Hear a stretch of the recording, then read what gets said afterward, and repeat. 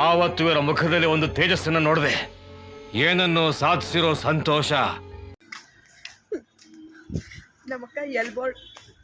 ಯಾವ ಬೋಳಿ ಮಗ ಹೇಳಿದ್ರಿ? ಏನ್ರಿ ಅದು ಮಾತಾಡೋದು? ಏನ್ ಮಾತಾಡ್ತಾರ್ರಿ? ಯಾವನ್ರಿ ಅವನು? ನಮಗೆ ಸ್ವಾಭಿಮಾನ ಇದೆ ನೋಡಿ. ಅಲ್ಲಿ ಯಾಕೆ ನಿಂತಿದ್ದಾಳೆ ಅಂದ್ರೆ ಅಲ್ಲಿ ಅಪ್ಪಿದೆ, ಹಂಪಿದೆ, ಟರ್ನಿಂಗ್ ಇದೆ, ಅದಕ್ಕೆ ಅಲ್ಲೇ ನಿಂತಿದ್ದಾಳೆ. ದೇವ್ರು ನಿನ್ಗೆ ಒಳ್ಳೇದ್ ಮಾಡ್ತದ. ನಿನ್ ಜನ್ಮಕ್ಕೆ ಹೋಗೋ. ಇವಾಗ ನೋಡಿ ಏನ್ ಹೇಳ್ತಾರೆ, ನೀನ್ ಬರ್ಲಿ ಅಂತ ನಿಂತಿದ್ದೆ. ಯಾಕ್ರಮ್ಯ ಹೋಗ್ಬೇಕು ತಾನೆ? ಅಲ್ಲ ಇವಾಗ ಏನಕ್ಕೆ ನಿಂತಿದೆ ಹೇಳು?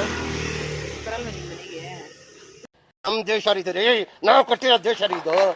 ನೀನ್ ಈಗ ಏನಕ್ಕೆ ನಿಂತಿದ್ದೆ? ಹೋಗ್ಬೇಕಿತ್ತು ತಾನೆ ಅಂದೆ ಅಷ್ಟೇ.